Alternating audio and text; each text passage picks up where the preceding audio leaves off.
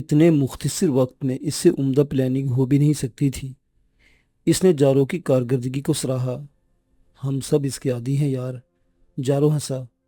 وہ مہندر کو انجام تک پہنچا کر خوش تھا۔ باتوں باتوں میں وہ اس مقام تک پہنچ گئے جہاں ان کا ساتھی جیپ سمیت ان کا منتظر تھا۔ مشن مکمل، سب اپنے اپنے محفوظ ٹھکانے پر لوٹ جاؤ۔ جبار علی نے اپنے ان مددگاروں کو پیغام دیا جو یقیناً کسی گڑبڑ کی صورت میں ان کی مدد کے لیے ارد گرد چھپے ہوئے تھے۔ شکریہ دوست، مجھے معلوم ہے کہ اس مشن کو مکمل کرنے کے لیے تمہیں میری مدد کی ضرورت نہیں تھی، لیکن تم نے اس میں مجھے شامل کر کے مجھے میرے دل پر بڑا بوجھ اتارنے میں بہت مدد دی۔ مجھے ایسا لگ رہا ہے کہ آج پریوش مجھ سے خوش ہوگی۔ جو کچھ ہوا تھا اس میں اس کا کوئی قصور نہیں تھا، لیکن اپنی حساسیت کے باعث وہ ہمیشہ شرمندہ رہا تھا۔ معزز سامعین حضرات، آپ دیکھ رہے ہیں ہمارا چینل اردو داستان۔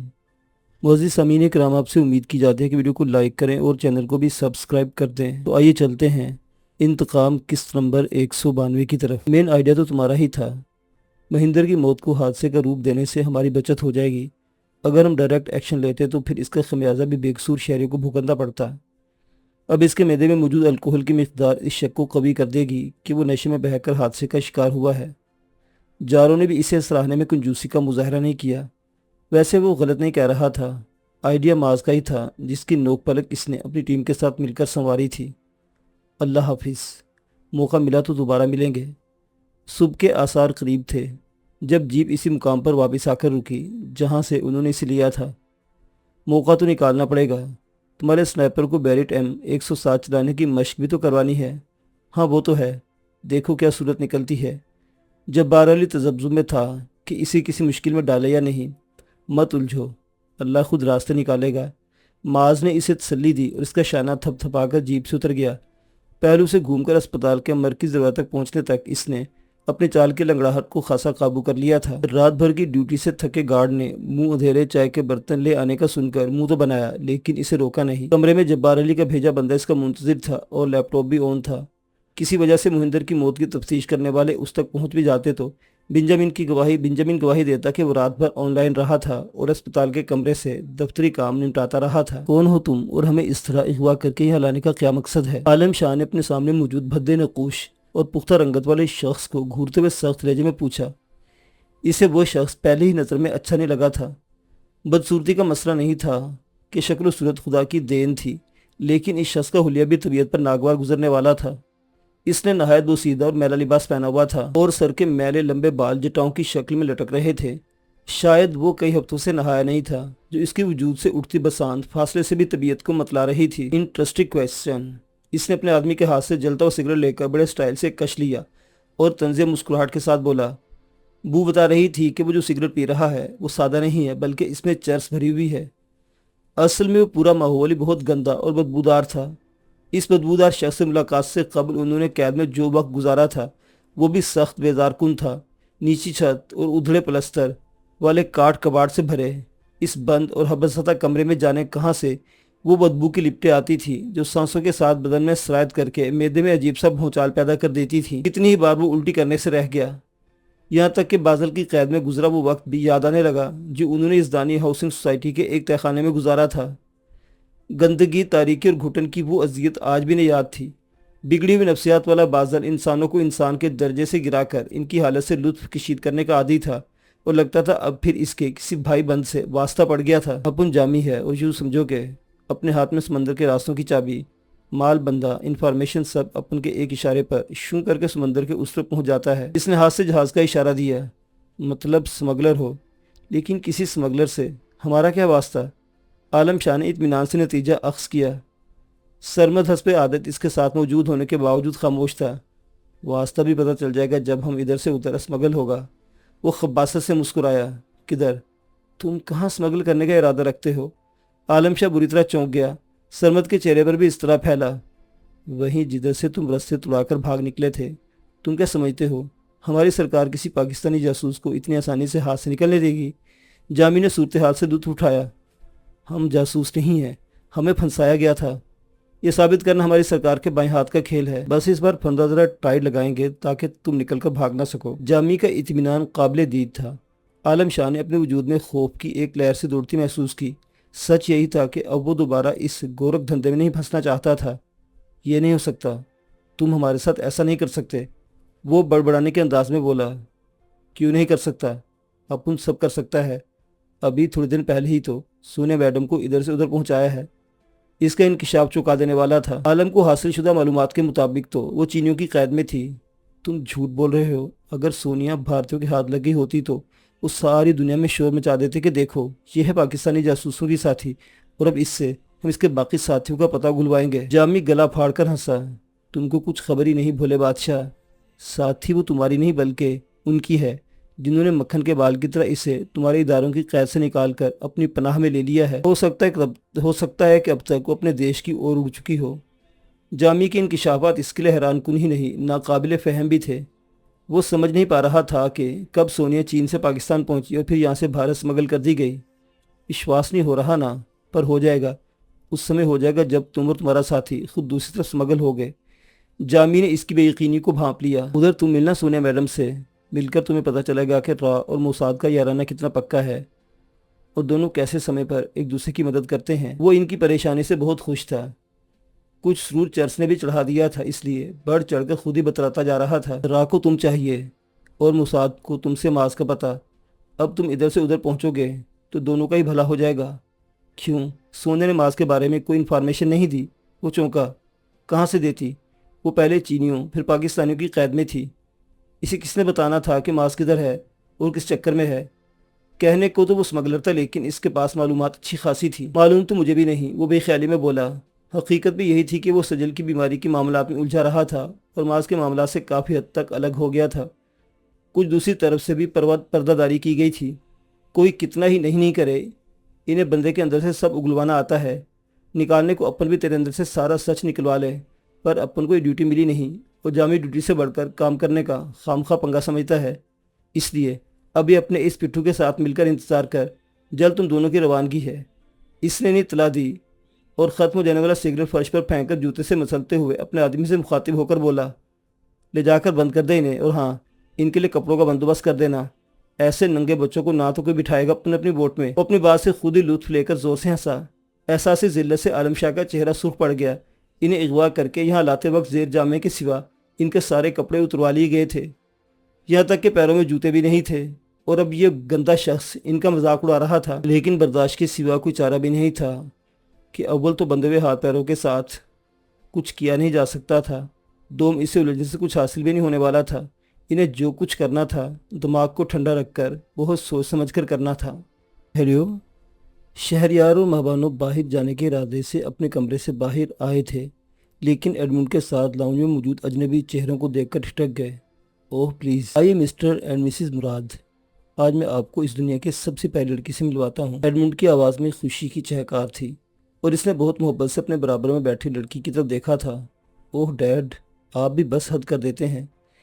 میں نے کوئی مس ورلڈ کا ٹائٹل جیت رکھا ہے جو آپ مجھے دنیا کی سب سے خوبصورت لڑکی قرار دے رہے ہیں؟ اجلی سفید رنگت پر نمایاں ہوتی نیلی آنکھیں اور سنہری زلفوں والی حسینہ نے لاڈ سے اپنا سر ایڈمنڈ کے شانے پر ٹکا دیا۔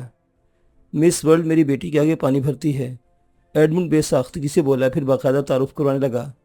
یہ میری بیٹی سوسن ہے، ڈاکٹر سوسن، اور ساتھ اس کا شوہر ڈاکٹر لیف اینڈ فریم ہے۔ یہ دونوں چھٹیاں گزارنے ملک سے باہر گئے ہوئے تھے اور کل ہی رات واپس آئے ہیں۔ آپ سے مل کر خوشی ہوئی۔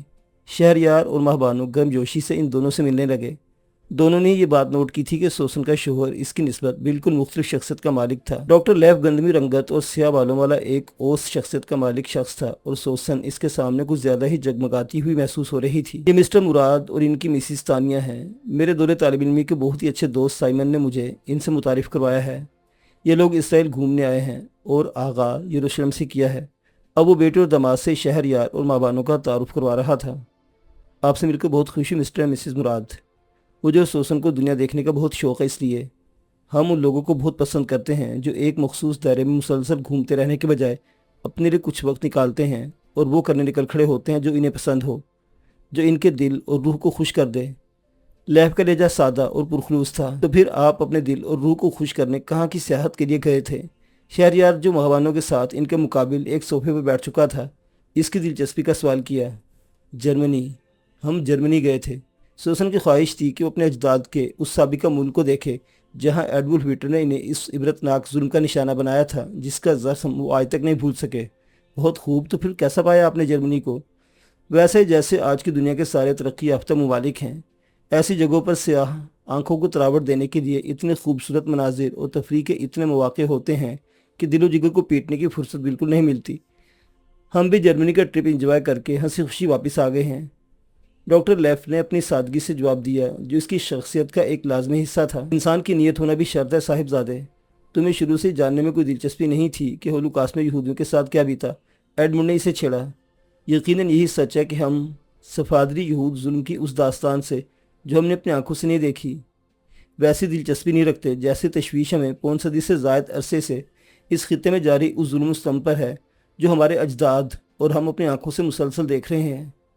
لیف کے الفاظ ان کے لیے دلچسپ تھے۔ سفاردی ہی صحیح، وہ ایک یہودی تھا، لیکن جس طرح بنا کسی لاگ لپیٹ کے وہ وہاں جاری سربریت کو تنقید کا نشانہ بنا رہا تھا، تسلیم کیا جا سکتا تھا کہ اس کے اندر کا انسان زندہ ہے۔ یا جو کچھ ہوتا رہا ہے اور اب بھی ہو رہا ہے، ہمیں بھی اس پر افسوس بلکہ شرمندگی ہے۔ تم یوں ہمیں ہمارے اشک نازی ہونے کا طعنہ نہیں دے سکتے ڈارلنگ، سوسن نے فوراً شوہر کے سامنے احتجاج کیا۔ فرانس، ہالینڈ، بیلجیم، جرمنی اور پولینڈ وغیرہ سے آ کر آباد ہونے والے یہودیوں کو اشک نازی کہا جاتا ہے۔ گوری رنگت والے یہ یہود اپنی نسل برتری کے حوالے سے عموماً بہت متکبر ہوتے ہیں۔ اسپین اور پرتگال سے نکالے گئے یہود کے علاوہ بھی ہر اس یہودی کے لیے سفاردی کا لفظ استعمال کرتے ہیں جو اشک نازی نہ ہو۔ بالکل نہیں، میں تمہیں ایسا طعنہ دینے کا سوچ بھی نہیں سکتا۔ میری اور تمہاری کیمسٹری ایک ہے، اور میں جانتا ہوں کہ تم بھی چیزوں اور معاملات کو اسی زاویے سے دیکھتی ہو جس زاویے سے میں دیکھتا ہوں۔ اگر ایسا نہیں ہوتا تو ہم ایک دوسرے کے لائف پارٹنر کیسے ہو سکتے تھے؟ لیف نے فوراً وضاحت پیش کی، لیکن سوسن اب کسی اور موڈ میں آ چکی تھی، اس لیے اس کی دلیل سے قائل ہونے کے بجائے بحث کرنے کے انداز میں بولی، لائف پارٹنر ہونے کے لیے زاویہ نگاہ ایک ہونا ضروری نہیں ہوتا۔ میرے گرینڈ پا اور گرینڈ ماں کی مثال میرے سامنے ہے۔ گرینڈ پا اشک نازی اور گرینڈ ماں سفاردی یہود تھیں۔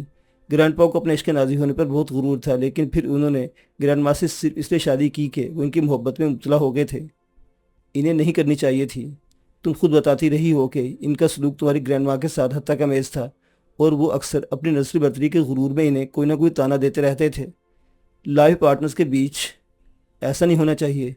ایسی محبت بے فیض ہوتی ہے جس میں عزت شامل نہ ہو۔ ڈاکٹر لیف نے ایک بار پھر صاف گوئی کا مظاہرہ کیا ہے۔ لیف بالکل ٹھیک کہہ رہا ہے۔ کسی بھی رشتے میں محبت سے زیادہ عزت اور احترام ضروری ہے۔ جب کسی کو بے عزت کیا جائے، اس کے انا کو بار بار کچلا جائے، تو درمیان سے محبت خود بخود نکل جاتی ہے۔ ایڈمنڈ کی آنکھوں میں سرخی سی دوڑنے لگی۔ اور ڈیڈ پلیز بھول جائیں ماضی کو۔ گرینڈ ماں کے ساتھ جو کچھ ہوا اس میں آپ کا کوئی قصور نہیں تھا۔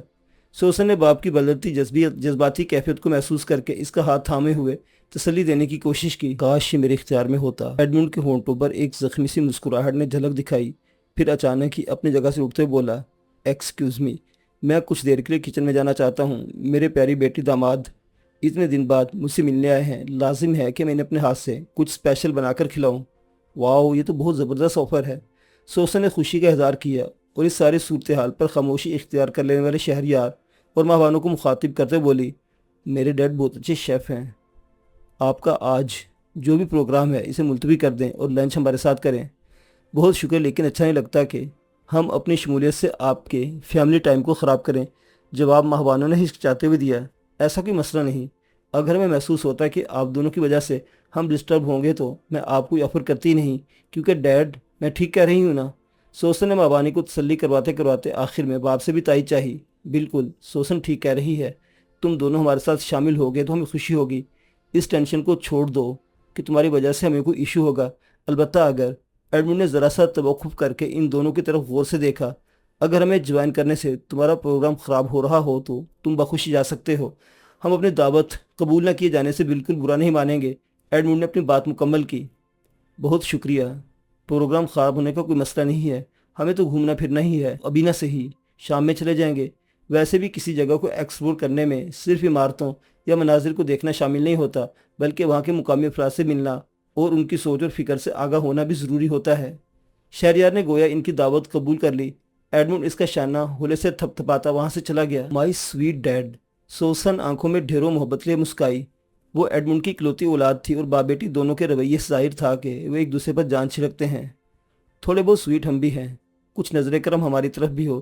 لیف نے اسے چھیڑا، پھر شہریار سے تصدیق چاہی۔ کہ مسٹر مراد، غلط تو نہیں کہہ رہا میں؟ شہریار جواب میں محض ہنس کر رہ گیا۔ تم تھوڑے نہیں بہت سارے سویٹ ہو، اگر ایسا نہیں ہوتا تو میں تم سے محبت کیوں کرتی؟ سوسن نے بے تکلفی سے لیف کا رخسار چوم لیا۔ مشرق میں رہنے کے باوجود سر سے پیر تک مغرب میں رنگی ہوئی تھی۔ شکل و صورت سے لے کر پہناوے اور عادات و اطوار تک ہر شے سے اس کے مغرب سے تعلق رکھنے کا گمان ہوتا تھا۔ آپ دونوں سوچ رہے ہوں گے کہ ہم آپ کو ٹائم دینے کے بجائے مسلسل اپنے ذاتی معاملات میں الجھے ہوئے ہیں۔ سوسن اب معذرت خواہانہ انداز میں مسکراتی ان کی طرف دیکھ رہی تھی۔ بالکل نہیں، بلکہ ہمیں تو اپنائیت کا احساس ہو رہا ہے، ماہبانو نے فوراً جواب دی اور اپنی بات میں اضافہ کرتے ہوئے بولی، مسٹر ایڈمنڈ بہت نفیس اور پرخلوص انسان ہیں، ان کی بیٹی کو آپ جیسے ہونا چاہیے تھا۔ بیچارے ڈیڈی، میں نے خواہ انہیں اداس کر دیا۔ باپ کا ذکر ہونے پر سوسن کے چہرے پر تعصب پھیل گیا۔ یہ تمہاری غلطی نہیں ہے، اصل میں یہ ان کی زندگی کا وہ المیہ ہے جسے وہ کبھی بھلا نہیں پاتے، اور ذرا سی ٹھیس لگنے پر پیمانہ چھلک پڑتا ہے۔ لیف اسے تسلی دینے لگا، جو بھی ہے مجھے اس موضوع کو چھیڑتے ہوئے احتیاط کرنی چاہیے تھی۔ سوسن کا تعصب ختم نہیں ہو رہا تھا۔ اپنی سی کیفیت میں اس نے بجھی ہوئی مسکراہٹ سے ان دونوں کی طرف دیکھا اور پھر خود ہی بتانے لگی، اصل میں میرے گرینڈ پا کو اپنے عشق نازی ہونے کا بہت غرور تھا، اور یہ غرور ان کی تربیت کا حصہ تھا۔ انہوں نے محبت کی وجہ سے پیرنٹس سے ضد کر کے گرینڈ ماں سے شادی تو کر لی، لیکن انہیں کبھی اپنے برابر کا مقام نہیں دے سکے۔ اس میں بڑا ہاتھ ان کے پیرنٹس کا بھی تھا۔ انہیں اپنی سفاردی بہو کبھی پسند نہیں آ سکی، اور وہ ہمیشہ انہیں تنقید کا نشانہ بناتے رہے۔ وہ ہوئی برس کے مریض تھے۔ حد سے بڑے ہوئے تکبر، خود اعتمادی اور دوسروں کے لیے نفرت کا یہ مرض انسان کو وہی بنا دیتا ہے جو تمہارے گرینڈ پا اور ان کے پیرنٹس بن چکے تھے۔ شاید، سوسن نے مختصر جواب دیا۔ شاید نہیں، یقیناً۔ ہماری قوم کا المیہ رہا ہے کہ ماضی میں گزرے مصائب نے ہماری اکثریت کو یا تو دوسروں کو اپنا دشمن سمجھنے کا خبط میں مبتلا کر دیا ہے، یا اپنی ہیوبرس میں، اور ان دونوں ہی رویوں کے ساتھ آپ دنیا کے ساتھ مکس نہیں ہو سکتے۔ دنیا میں کسی کو یہ بات پسند نہیں ہوتی کہ اس پر خامخواہ شک کیا جائے، اسے اپنا دشمن سمجھا جائے یا خود کو اس سے برتر سمجھا جائے۔ لیف نے یہودی قوم کی نفسیات کا اتنا بھرپور تجزیہ کیا کہ شہریار اشش کر اٹھا۔ جو بھی ہے، گرینڈ ماں کو اپنے شوہر اور ان لاز کے ان رویوں نے بری طرح ہرٹ کیا۔ ان کا خاندان عرصے سے یہاں رہ رہا تھا، ان کا مسلمانوں کے ساتھ ساتھ عیسائیوں سے بھی میل جول تھا، اور وہ سب اپنے اپنے مذہب کی حدود میں رہتے ہوئے ایک دوسرے کی خوشی غمی میں شریک ہوتے تھے۔ گرینڈ پا ان کے پیرنٹس نے چاہا کہ وہ نہ صرف یکدم ان سب دوستوں سے تعلقات منقطع کر لیں، بلکہ انہی کی طرح ان لوگوں سے نفرت بھی کرنے لگیں۔ وہ عورت پر ہونے والی اس جبر کی داستان سنا رہی تھی جس سے بر صغیر میں تو ہر دوسری عورت کسی نہ کسی صورت میں گزر رہی ہوتی ہے۔ اب آپ لوگ ہی بتائیں کہ ایک عاقل اور بالغ عورت کو یہ ڈکٹیشن دینا کہ اسے کس سے ملنا چاہیے اور کس سے نہیں، اس کی شخصی آزادی کو چھیننے اور اس کی نفسیات کو توڑ پھوڑ کر رکھ دینے کی مذموم حرکت ہے یا نہیں؟ سوسن نے تائید طلب نظروں سے حاضرین کو دیکھا۔ انہیں یہ جبر سہنے کے بجائے علیحدگی کا فیصلہ کر لینا چاہیے تھا، لیف نے صاف گوئی سے کہا۔ انہیں اس کا موقع نہیں مل سکا۔ وہ شادی کی ابتدائی چند ماہ بعد ہی حاملہ ہو گئیں، اور بہت سی عورتوں کی طرح انہوں نے فرض کر لیا کہ اولاد ہونے کے بعد معاملات ٹھیک ہو جائیں گے، لیکن افسوس، سوسن نے ایک پرتعصب گہرا سانس خارج کیا۔ افسوس کہ ایسا کچھ نہیں ہوا، اور وہ صورتحال پہلے سے بھی زیادہ بدتر ہو گئی۔ ماں ہونے کے باوجود انہیں ان کے بچے سے دور رکھا جاتا تھا۔ بچے کی پرورش اس کے گرینڈ پیرنٹس نے اپنے ہاتھوں میں لے لی، اور اس کے دماغ میں وہی نفرت اور اشتعال انگیز خیالات بھرتے رہے جو خود ان کے اپنے دل و دماغ میں بسے ہوئے تھے۔ ایک ماں اپنے سامنے اپنے بچے کو تباہ ہوتے دیکھتی رہی، لیکن اس تباہی کو روکنے کے لیے چند کمزور کوششوں کے سوا کچھ نہیں کر سکی۔ کرتی بھی کیسے؟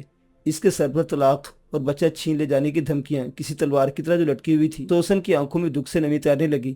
لیف نے اسے خود سے لگا کر خاموش تسلی دی۔ بیٹے پر اختیار نہیں تھا، لیکن گرینڈ ماں صرف اور صرف اس لیے جبر کی زندگی گزارتی رہی کہ وہ ان کی نظروں کے سامنے تو تھا۔ وہ کسی ملازمہ کی طرح اس کی خدمت کر کے اپنے ممتا کی تسکین کرتی رہی۔ بیٹے نے بھی انہیں ملازمت سے زیادہ اہمیت نہیں دی۔ جس بچے کو آنکھ کھولتے ہی اپنی ماں سے ایک حقیر اور ناقص العقل شخصیت کے طور پر متعارف کروایا گیا ہو، وہ بچہ ماں کی عزت کرتا بھی کیوں کر؟ اوپر سے اس کے مزاج میں پیدا کی گئی شدت پسندی نے رہی صحیح کسر بھی پوری کر دی۔ وہ تشدد کی اسی راہ پر چل رہا تھا جس پر اس سرزمین کو سہون بنانے کے خواہش مندوں کی اکثریت گامزن تھی۔ اسے امن، درگزر اور بھائی چارے جیسے الفاظ سے نفرت تھی، اور نصیحت سننے کو اپنی توہین سمجھتا تھا۔ ان تکلیف دہ حالات میں خدا کو گرینڈ ماں پر رحم آیا، اور برسوں بعد وہ ایک بار پھر ماں بننے کے تجربے سے گزری۔ ڈیڈ کو خدا نے انہیں زخموں کے لیے مرہم کے طور پر عطا کیا، اور ساتھ ہی ایک مہربانی یہ بھی کی کہ ان کے ساس سسر کو تھوڑے ہی عرصے میں وقفے سے اپنے پاس واپس بلوا لیا۔ سوسن کے الفاظ نے ماہبانوں کو لرزا کر رکھ دیا۔ اس دنیا میں کچھ لوگ دوسروں کے لیے اس قدر باعث سے آزار ہوتے ہیں کہ ان کا واپس جانا کسی المی سے زیادہ نعمت لگتا ہے۔ ڈیڈ کے ساتھ گرینڈ ماں کو پہلی بار اپنے ماں ہونے کا مان ملا۔ انہوں نے اپنے سارے ارمان، ساری خواہشات پوری کی اور ڈیڈ کو سب کچھ سکھایا جو انکل ڈیولیٹ کو نہیں سکھا سکی تھی۔ یہ سب میری گرینڈ ماں کی تربیت کا اثر ہے کہ ڈیڈ سفاردی، مزارہی، فلاشہ یا اشکنازی یہود میں سے کسی کو کسی سے کمتر یا برتر نہیں سمجھتے، بلکہ یہودی ہی کیا، دنیا کے کسی بھی مذہب اور خطے سے تعلق رکھنے والے انسان ان کے لیے برابر ہیں۔ اگر وہ ایسے نہ ہوتے تو آج ایک مسلم جوڑا اس گھر میں بطور مہمان موجود نہیں ہو سکتا تھا۔ اپنے آخری جملے پر سوسن فخریہ مسکرائی تو ماں بانو اور شہریار بھی بے ساختہ مسکرا دیے۔ پھر ماں بانو بولی، آپ کی گرینڈ ماں کا کردار واقعی قابل فخر ہے اور ہمیں اعتراف ہے کہ واقعی انہوں نے اپنے بیٹے کی بہت عمدہ تربیت کی۔ لیکن یہاں یہ سوال بھی اٹھتا ہے کہ کیا آپ کے گرینڈ پا نے یہ سب آسانی سے کرنے دیا؟ ان کے پیرنٹس بے شک دنیا میں نہیں رہے تھے، لیکن خود ان کی سوچ تو وہی تھی جو ان کے پیرنٹس کی تھی۔ آپ نے بالکل صحیح سوال اٹھایا ہے۔ گرینڈ پا واقعی گرینڈ ماں سے بہت ناراض رہتے تھے اور موقع ملنے پر انہیں بے عزت کر کے اور جلی کٹی سنانے سے باز نہیں آتے تھے، لیکن ان کی مجبوری تھی کہ اتنے چھوٹے بچے کو ماں کی گود سے نکال کر کسی اور کے حوالے کرنے کے ان کے پاس کوئی آپشن نہیں تھا۔ کچھ بڑے ہونے کے بعد انہوں نے ڈیڈی کو بورڈنگ بھیجنے کی کوشش کی، لیکن ڈیڈی کی سخت مزاحمت نے انہیں اپنی اس کوشش میں کامیاب نہیں ہونے دیا۔ ڈیڈ انکل ڈیولیٹ کی طرح ضدی اور جارے نہیں تھے، لیکن ان کے کھانا پینا چھوڑ کر بیمار ہو جانے سے گرینڈ پا کو ہتھیار ڈالنے پر مجبور کر دیا۔ ان کی ایک مجبوری یہ بھی تھی کہ ملازمت کی نوعیت انہیں ٹک کر کسی ایک مقام پر رہنے نہیں دیتی تھی، اس لیے وہ خود ڈیڈ کی برین واشنگ کرنے سے محروم تھے۔ اپنے جھلاہٹ وہ گرینڈ ماں سے بدسلوکی کر کے نکالتے تھے۔ ڈیڈ نے اپنی ماں کے ساتھ ہونے والی وہ ساری زیادتی خود دیکھی ہے، اس لیے وہ اتنا وقت گزر جانے اور کہانی کے اصل کرداروں کے دنیا سے چلے جانے کے باوجود خود کو اس تکلیف سے نہیں نکال سکے ہیں۔ سوسن نے ایڈمنڈ کے رویے کی ساری گریں کھول دی اور اب وہ سب خاموش بیٹھے، جیسے برسوں پہلے بیتے المیے کا پرسہ دے رہے ہوں۔ اس خاموشی کو لیف کے سیل فون کی گھنٹی نے توڑا۔ اسپتال سے کال ہے، مجھے جانا ہوگا۔ کال سننے کے بعد اس نے اطلاع دی، لیکن ابھی تو تمہاری چھٹیاں باقی ہیں۔ سوسن نے سن کر اعتراض کیا، وہاں میری ضرورت ہے اور وہ لوگ جانتے ہیں کہ میں واپس آ چکا ہوں۔ لیف نے جو اپنی جگہ چھوڑ چکا تھا سنجیدگی سے اس کے اعتراض کا جواب دیا اور لبے لبے ڈگ بھرتا وہاں سے چلا گیا۔ سوسن اس کے پیچھے دروازے تک گئی۔ کیا ہوا ہنی، یہ لیف کہاں چلا گیا؟ ایڈمنڈ نے شاید وہاں ہونے والی معمولی سے ہلچل محسوس کر لی جو ایپرن باندھے کچن سے باہر نکل آیا تھا۔ اس کے لیے اسپتال سے کال آئی تھی اور آپ جانتے ہیں کہ وہ موت کے فرشتے کو تو ٹال سکتا لیکن اسپتال کی کال کو نہیں۔ سوسن نے منہ بنا کر اس کے سوال کا جواب دیا تو ایڈمنڈ ہنس پڑا، پھر سنجیدہ ہوتے ہوئے بولے، مجھے فخر ہے کہ میرا داماد ایک انسان دوست ڈاکٹر ہے اور اپنے پیشے کی اخلاقیات کو بہت اچھی طرح سمجھتا ہے۔ اس میں تو کوئی شک نہیں، اور سچ پوچھے تو مجھے بھی سب سے پہلے اسی کی اس خوبی نے متاثر کیا تھا۔ اب سوسن بھی فخریہ مسکرا رہی تھی۔ ماہ بانو اور شہریار کے لیے یہ سب متاثر کن تھا۔ اب لنچ پر اس کا میں جوائن کرنا تو مشکل ہی ہوگا، تم ایسا کرنا کہ جاتے ہوئے اس کے لیے کھانا پیک کر کے لے جانا۔ ایڈمنڈ نے گھڑی پر نظر ڈالتے ہوئے سوسن کو ہدایت کی۔ وہ تو میں آپ کے کہے بغیر بھی لے کر جاؤں گی، آپ کو پتہ ہے نا کہ لیف کو آپ کے ہاتھ کا کھانا کتنا پسند ہے۔ سوسن نے اسے جواب دیا اور ماں بانو اور شہریار کی طرف رو کرتے ہوئے بولی، ڈیڈ نے کھانا بنانا گرینڈ ماں سے سیکھا تھا اور کچھ مخصوص ڈشز تو اتنی لذیذ بناتے ہیں کہ بندے کا پیٹ بھر جائے، پھر بھی نیت نہیں بھر پاتی۔ ابھی کچھ دیر میں کھانا لگے گا تو آپ لوگ خود میری بات کی تائید کریں گے۔ تم کرو تعریفیں، میں تو لگتا ہوں اپنے کام میں۔ ایڈمنڈ بیٹی پر محبت بھری نظر ڈال کر واپس کچن کی طرف بڑھا، لیکن اوپری منزل سے سنائی دینے والی زوردار چھناکے نے اسے ٹھٹک جانے پر مجبور کر دیا۔ انکل ڈیولیٹ، سوسن اضطراری طور پر جگہ سے کھڑی ہوئی، آج ایمی نہیں آئی، میں انہیں ناشتے اور میڈیسن کے بعد سلا کے نیچے آ گیا تھا۔ ایڈمنڈ نے بجھے ہوئے چہرے کے ساتھ اسے جواب دیا۔ اسی اسنا میں اوپر سے ایک اور چھناکا سنائی دیا۔ میں دیکھتا ہوں جا کر۔ ایڈمنڈ سیڑھیوں کی طرف بڑھا۔ نہیں، آپ اپنا کام کریں، میں دیکھ لوں گی۔ سوسن نے اسے روکا اور پھر نہ سمجھی اور تذبذب کی کیفیت میں بیٹھے شہریار اور ماں بانو کی طرف رک کر کے بولی، کیا آپ دونوں میری مدد کرنا پسند کریں گے؟ شیور، شہریار نے جواب دیا اور دونوں میاں بیوی فوراً ہی اپنی جگہ اٹھ کھڑے ہوئے۔ انکل ڈیولیٹ فالج کی وجہ سے بستر پر ہیں اور صرف اپنے دائیں ہاتھ پیر اور زبان کو حرکت دے سکتے ہیں۔ انہیں اکثر پینک اٹیکس آتے ہیں جنہیں ان کی ڈیوٹی نرس کنٹرول کر لیتی ہے، لیکن آج وہ چھٹی پر ہے۔ سیڑھیاں چڑھتے چڑھتے اس نے ان دونوں کو مختصراً آگاہ کیا۔ اس دوران مزید دو ہلکے پھلکے دھماکے سنائی دے چکے تھے۔ دفع ہو جاؤ، کیوں روز روز تم لوگ مجھے تنگ کرنے آ جاتے ہو؟ دفع ہو جاؤ ورنہ میں تمہاری نسلوں تک کو مٹا دوں گا۔ سوسن نے کمرے کا دروازہ کھولا تو اندر سے دھاڑ سنائی دی۔ ان دونوں کو اپنے پیچھے آنے کا اشارہ کرتے ہوئے سوسن اندر داخل ہو گئی۔ کمرے کے فرش پر ٹیبل لیمپ، دواؤں کی شیشیاں، ٹیشو رول اور دیگر چند ایسی نوعیت کی چھوٹی موٹی اشیاء بکھری ہوئی تھی۔ واضح تھا کہ یہ سب سامان سائی ٹیبل پر سے پھینکا گیا ہے۔ دیکھو دیکھو، وہ فاطمہ، وہ یوسف، وہ سارا، ابو हुरैरा, मूसा, इलियास, वो सब के सब मुझे तंग कर रहे हैं। उनके हाथों में पत्थर हैं। वो इन पत्थरों से मुझे हलाक कर देना चाहते हैं। इनके पत्थर हमारे टैंकों को तबाह कर देंगे, लेकिन मैं इन्हें ऐसा नहीं करने दूंगा। मैं इन्हें इनके घर समेत बलडोज कर दूंगा। सोसन के चेहरे पर नजर पड़ते ही बिस्तर पर पड़े बूढ़े ने हिज़ियानी लहजे में बोलना शुरू कर दिया। सफ़ेद बर्राक बालों वाले इस बूढ़े के नकूश में एडमंड की झलक थी। वो अपने जिस्म को बाकायदा हरकत नहीं दे पा रहा था, लेकिन शदीद तनाव के बायस इसे झटके लग रहे थे और वो वाहिद फ़ाल हाथ मुसलसल इस तरह हरकत कर रहा था जैसे वो किसी शय को अपनी गिरफ्त में लेना चाहता हो, लेकिन इसकी रसाई की हद में मौजूदा साइड टेबल पर रखा सामान पहले ही ज़मीन बोस हो चुका था, इसलिए वो अपनी कोशिशों में नाकाम था। इस गंदी काली बदसूरत सूफिया को देखो, वो मुझ पर उंगलियां उठा रही है और बद्दुआएं दे रही है कि जिस तरह मैंने इसके ख़ानदान को मिलामेट किया है, खुदावंद मेरे ख़ानदान को भी मिटा दे। पूछो पूछो इस घटिया औरत से, इस हकीर चूहिया से कि मेरी उसकी क्या बराबरी है। वो बिस्तर पर पड़े पड़े बुरी तरह बल खा रहा था। सोसन इसकी बातों पर तवज्जो देने के बजाय साइड टेबल की निचली दराज खोले इसमें से कुछ तलाश कर रही थी। कोई बताए इस हकीर चूहिया को कि इसका कीड़े मकोड़ों जैसा ख़ानदान और मेरा आला नस्ल खुदावंद का चहीता यहूदी ख़ानदान एक बराबर नहीं है। खुदावंद अपने लाडलों के मुकाबले में इसकी बद्दुआएं कभी भी नहीं सुनेगा। वो शख्स सचमुच हाइब्रेस यानी कि हद से बड़ा तकब्बुर का मरीज़ था, जो अपनी इस हालत बेबसी में भी अपने गुरूर और तकब्बुर के इजहार से बाज नहीं आ रहा था। आप दोनों को अंकल डेवलेट को मजबूती से पकड़ना पड़ेगा ताकि मैं इन्हें इंजेक्शन लगा सकूं। सोसन दराज में से एक सिरिंज और वायल निकाल कर इंजेक्शन तैयार कर चुकी थी। इन दोनों ने इसके हदायत पर अमल करते हुए डेवलेट को मजबूती से जकड़ लिया। सोसन ने दवा इसके बाजू में इंजेक्टर दी। तुम इस तरह मुझे बेबस करके जहर का इंजेक्शन नहीं लगा सकते। मैं इसराइली फ़ौज का अफसर हूँ। मेरा बदला लेने के लिए इसराइली आर्मी तुम्हारे घर की ईंटों की ईंट बजा देगी। मेरा अश्किनाजी खून इतना सस्ता नहीं है कि तुम जैसे कीड़े मकोड़े मुझे सफास्ती से मिटा देंगे। वो मुजाहमत की कोशिश के साथ साथ मुसलसल बदजुबानी भी कर रहा था। दवा जिसमें गई तो मुजाहमत के दम तोड़ने के साथ साथ आवाज़ भी मालूम होती चली गई। शुना, अंकल डेवलेट के कमरे की सफाई कर दो। सोसन ने इंटरकॉम के जरिए घर की घरेलू मुलाजमों को हदायत दी और इन दोनों को अपने साथ लिए नीचे चली आई। सब ठीक है। एडमंड उनके कदमों की आवाज़ सुनकर किचन से बाहर आया।